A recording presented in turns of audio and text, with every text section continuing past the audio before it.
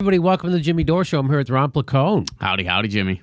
So I wanted new revelations about the Facebook and Cambridge Analytica. So I'm going to walk you through it. Now, we already covered this part on the show. I want to show it to you again. This is from Forbes magazine from November 2017. They already did a big article on Cambridge Analytica. Everybody knew what Cambridge Analytica was doing. In fact, Cambridge Analytica... they brag about it. The company, which entered the U.S. political market in 2014, mining and analyzing data to target voters, says it's expanding its work. Okay. The company, blah, blah. The company gathers huge amounts of data about people. One example Nick gave was which cereal you eat. Okay, so there we got that. Nick said the company ran over 4,000 campaigns for Donald Trump that in total captured 1 billion impressions or views. He also absolved himself of responsibility for the results, saying the data science can't make a fake candidate electable, even though having the right data and the right technology behind the campaign is critical. Now, we already talked about this. Cambridge Analytica bragging about helping Donald Trump sway voters through social media here in the United States. And isn't that exactly what the Twitter trolls were doing? So my whole point was, well, this was known last November. How come no one ever said treason? It's a foreign people meddling. How come they never say they're meddling in our elections? How come that, blah, blah, blah. So that was my point on that. And it's because they're not Russians. I love the CEO of Cambridge Analytica said the idea, because it took them over a year to set up all the algorithms, whatever the heck, all the stuff they needed to do to get to do this. It took them over a year of working to do this and millions of dollars. But Nix did add the idea that Russia interfered in any substantive way was not credible. That assessment, so there you go. The idea that Russia hijacked this election is frankly ludicrous, the CEO of Cambridge Analytica said. That the Russians could replicate that level of technology and insight in just a matter of months is just nonsense. Now, did he make this statement before or after he saw Jesus arm wrestling Satan? So we showed you this. We showed you how Brian Settler from the Reliable Sources, he came on and he just basically explained what was going on, but he didn't use any of those words that I said. He didn't say meddling in our election. He didn't say treason. He didn't say collusion. He didn't say colluded. They didn't use any of those words. Isn't that weird? It's because they're British, I guess.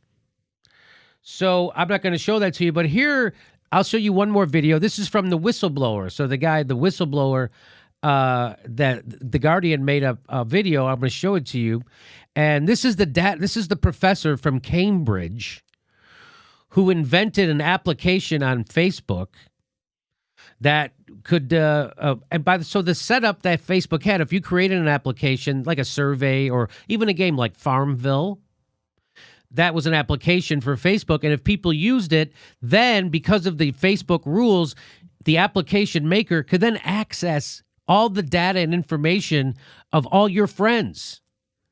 So this was they call it harvesting of information. So here, I'll play this video that The Guardian put together. What Ruben offered us was something that was way cheaper. So he's talking about the professor from Cambridge. What he offered us was way cheaper, way faster of quality. Way faster and of a quality that nothing matched. They had apps on Facebook that were given special permission to harvest data, not from just the person who used the app or joined the app, but also it would then go into their entire friend network and pull out all of the friends' data as well. Things like status updates, likes, in some cases private messages. We would only need to touch a couple 100,000 people to expand into their entire social network, which would then scale us to most of America. And people had no idea that their data was being taken in this way. No. So there you go. That's a big deal. And here's a little bit more about how it worked, right? So the Cambridge Analytica took the Facebook data and they then used it to identify targeted voter groups. And then they decided targeted messaging to influence their opinion. Know what kinds of... So that's how the stuff we get. It's called advertising. That's called, okay. I mean, the problem here is that they got your info and you didn't know it. And that's the people are actually more angry at Facebook, which they should be. Yeah. They should be angry at Facebook for allowing this to happen. To me, that's the real culprit here, right, Oh, Ron? absolutely. Especially since, like, a lot of people, myself included, when this first hit, like when people were first starting to talk about it, I thought, oh, well, I never got into any of those goofy games or any of those goofy Doesn't apps. matter if your friends did. Exactly. I was just like, so I'm okay. And then I read on and I was like, ooh, I know a lot of my friends did. And so they had access to me too. Yeah. So here we go. Messaging you would be susceptible to and where you're going to consume that. And then how many times do we need to touch you with that in order to change how you think about something? It is a full-service propaganda machine.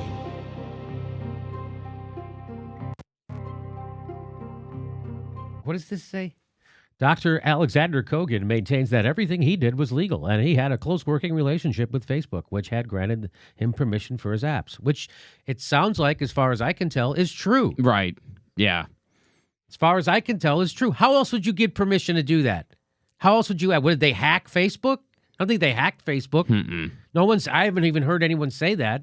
So it seems more likely that Facebook wanted them to have this. Let's see. In a statement, a spokesman for Mr. Bannon said, who cares?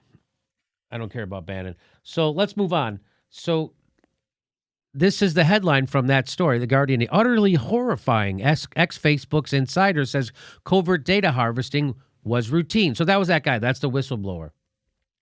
And hundreds of millions of Facebook users are likely to have had their private info. So everybody. Right? So everybody, there's only, how many millions, hundreds of millions of Facebook users are in the United States?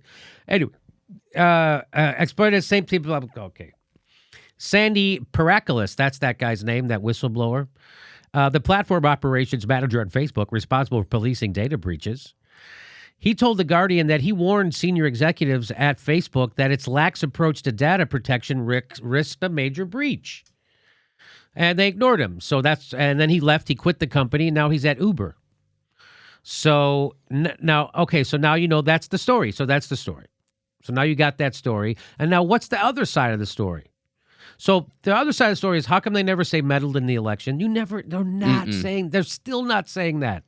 They still won't say meddled in the election, colluded with a foreign national. They don't say that. Right. They don't say a foreign government or a foreign company working in collusion with the... I saw Rachel Maddow do an hour on this. She connected Cambridge Analytica to Russia. Why aren't they saying meddling? Why aren't they saying colluded? Interesting, right? Because it makes me think that the rest of the stuff they're saying about Russia meddling collusion is bullshit. So all this comes around, of course, to Barack Obama. Huh? What? So... By the way, whatever just happened on Facebook has got to be a million times worse than what 13 Twitter trolls could accomplish, right? One would assume, yeah. And access to millions and millions of people's information versus a rainbow Bernie meme. Yeah, right. I'm going to take So I might former. be burying the lead here because this is the exciting part of the story because you know all the other parts probably already. Here's the new part that's actually an old part. Again, this was all information we knew. This Cambridge Analytica, everybody knew this stuff last November. Right? So here is from Time Magazine, Friended, how the Obama campaign connected with young voters. Social networks are transforming the way campaigns are conducted. And when was this written? November 20th, 2012. Here we go. For a campaign dependent on big youth turnout, this could have been a crisis. What they're talking about, the crisis was that a lot of them didn't have telephones. So there's a crisis. But the Obama team had a solution in place, a Facebook application that will transform the way campaigns are conducted in the future. And boy, did it. For supporters, the app appeared to be just another way to digitally connect to the campaign. But to the Windy City number crunchers, it was a game changer. I think this will wind up being the most groundbreaking piece of technology developed for this campaign, said Obama's campaign digital director. That's because more than 1 million Obama backers who signed up for the app gave the campaign permission to look at their Facebook friends lists. In an instant, the campaign had a way to see the hidden young voters. Sounds like Barack Obama's campaign pioneered this kind of thing, which, by the way, was totally legal. This is totally legal stuff that they're doing. Totally, and Facebook gave them the permission to do this. Roughly 85% of those without a listed phone number could be found in an uploaded friend list. So this is what this was about. They were trying to figure out, how do we find those voters who don't have phones? And there you go. 85% of those without a listed phone number could be found in the uploaded friends list. What's more, Facebook offered an ideal way to reach them. People don't trust campaigns. They don't even trust media organizations. Who do they trust? They trust their friends. So then the campaign called this effort targeted sharing, the Obama campaign. And in those final weeks of the campaign, the team blitzed the supporters who had signed up for the app with requests to share specific online content with specific friends simply by clicking a button. More than 600,000 supporters followed through with more than 5 million contacts, asking their friends to register a vote, give money, vote, or look at a video designed to change their mind. A geek squad in Chicago created models from vast data sets to find the best approaches for each potential voter. Wow, this is deep dive stuff. Mm-hmm. We are not just sending you a banner ad, explains Dan Wagner, the Obama campaign's 29-year-old head of analytics who helped oversee the project. We are giving you relevant information from your friends. So that's who invented this. It was the Obama campaign, invented how to do this. We create an application. We then get access to all their friends. Bam, we got them. So they were saying this is all legal. Facebook said it was okay. It was part of their things. It wasn't until they say sometime in 2014 that Facebook decided to stop giving applications all this access. But here is someone named Carol Davidson. She worked on the Obama data team also. She said Facebook was surprised we were able to suck out the whole social graph, but they didn't stop us once they realized that's what we were doing. They came to the office in the days following election recruiting and were very candid that they allowed us to do things they wouldn't have allowed someone else to do because they were on our side. Sounds like they're colluding to overthrow the government or something. What is that? That's a private company colluding and cheating to help a presidential candidate. How come that? That's okay. So that's the Obama administration getting special treatment from Facebook. Now you see why Facebook should maybe be a public utility? Now you see why it's important not to let a Silicon Valley narcissistic megalomaniac billionaire who's stolen ideas from his friend to start Facebook, have him be the purveyor of what free speech should be?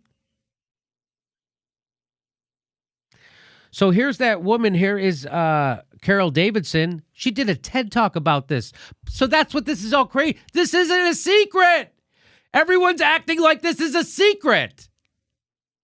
Isn't that weird? Well, yeah. I mean, even in before we get to the video, in Mark Zuckerberg's explanation that he put out very recently. Go ahead. Mark Zuckerberg's explanation. So he put out an explanation, and even by his own admission, in his own post that I'm looking at right now, in 2013, a Cambridge University researcher, and he's saying that what the app could do, and they knew what the app could do. They said, given the way our platform worked at the time, this meant Kogan was able to access tens of millions of their friends' data. It's acknowledging that we knew this could access your friends' data. So in 2013, they totally knew what was up. They knew everything. In 2014, he's saying, oh, we wanted to prevent something like this from happening in the future. So wait, in a year, all of a sudden you wanted to prevent something you were just totally cool with in 2013. Like, oh, we wanted to prevent in 2014 to prevent abusive apps. We announced that we were changing the entire platform. So you knew what this was going to do in 2013. And then in 2014, all of a sudden you were like, oh, wait, we don't want this. This isn't what we wanted. Like that doesn't add up at all, because this isn't somebody that doesn't know much about technology and was born yesterday. This is a Silicon Valley billionaire. Right. That's right. That's a good point. That's a great point, actually.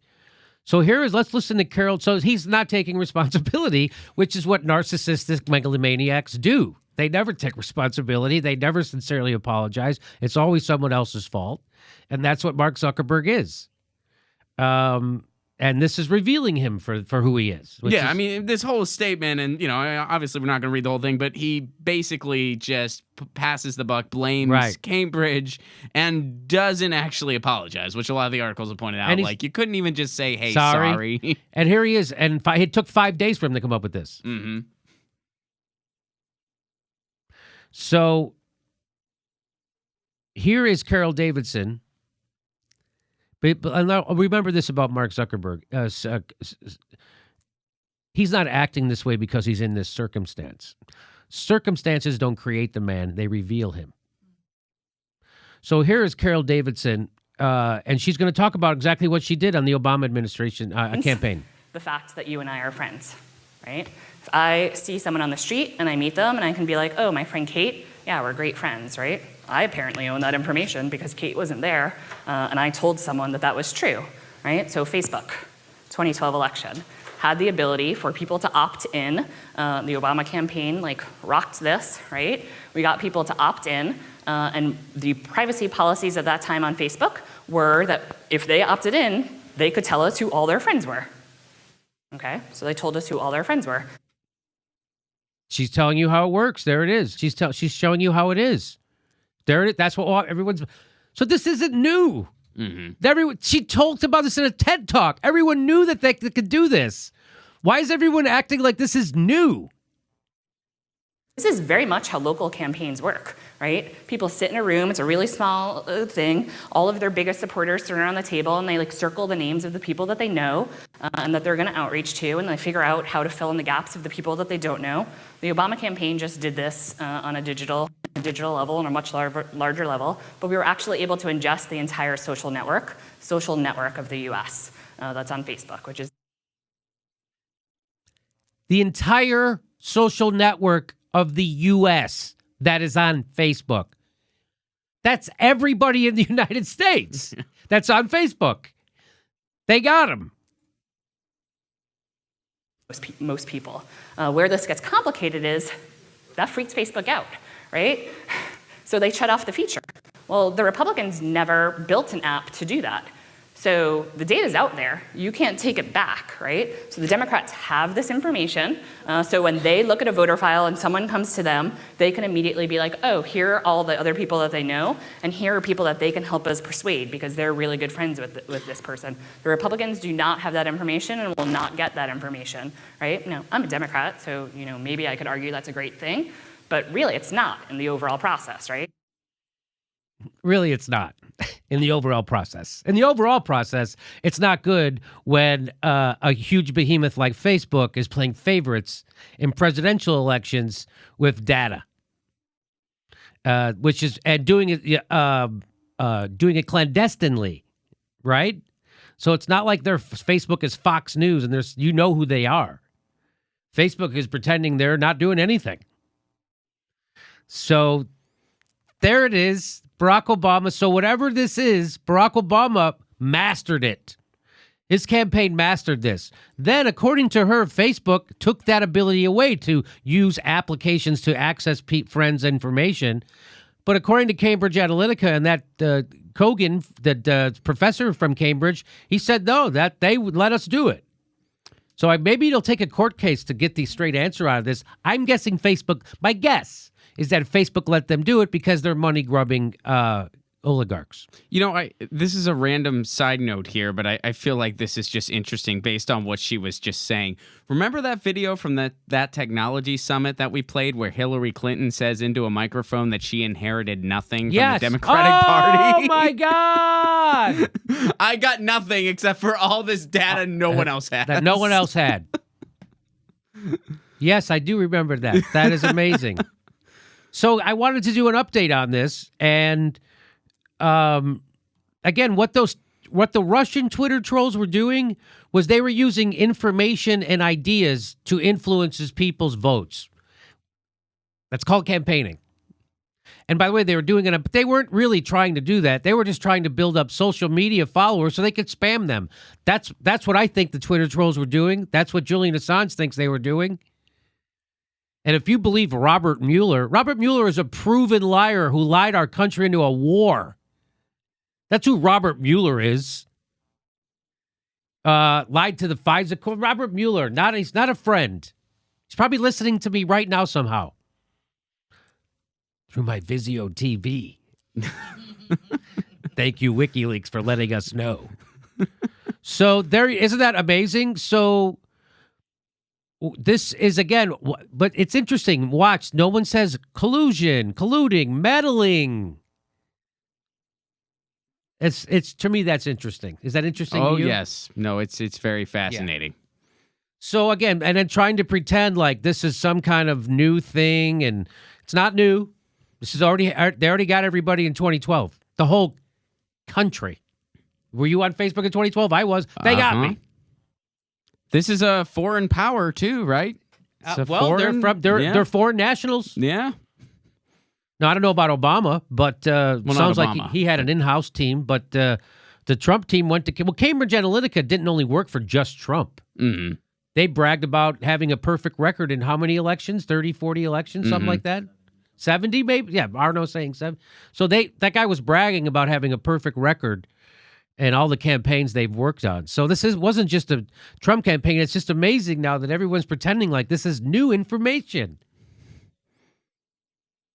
This is a TED Talk. It wasn't a secret what they did, but it wasn't a big deal when Obama did it. Mm-hmm. Not a big deal. Not a big deal. Okay, and that's it. That's all the information I have. I don't know what else to tell you. I don't know what else to conclude from this. But again, this is everyone running around with their hair on fire. What to me seems over not much. Now, is it? By the way, because this information was already out there, so now we got this guy, this whistleblower guy. Why does the whistleblower all of a sudden get attention, but this TED Talk didn't? That's a valid question, right? Too. Yeah, I mean, that's... So if this stuff is really upsetting to people, why wouldn't this TED Talk upset everybody? Why wouldn't that Time magazine article upset everybody? It didn't upset anybody. Nobody even talked about it.